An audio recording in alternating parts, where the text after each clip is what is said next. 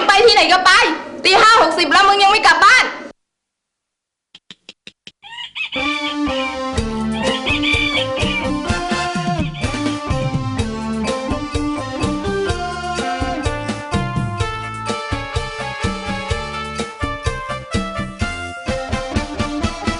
ตาวันส่องฟ้าอานิจจายังเมาไม่สางตี 5:60แล้วน้องนาง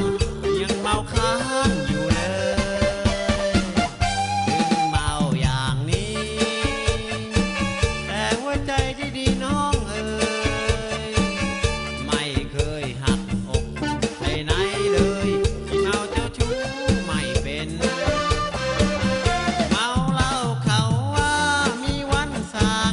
เมาชีวิตผิดทางส่างยากส่างเย็นเมารักเมาอดีตที่เคยลำเค็ญมาไว้เพื่อเป็นบทเรียนสอนใจตาวันโด่งแลเมาเหลือเกินต้องแยกกันไป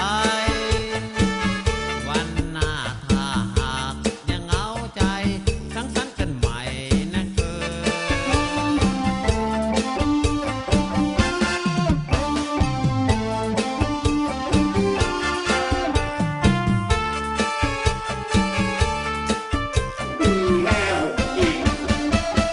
ตาวันส่องฟ้าอานิจจายังเมาไม่สางตี 5:60แล้วน้องนาง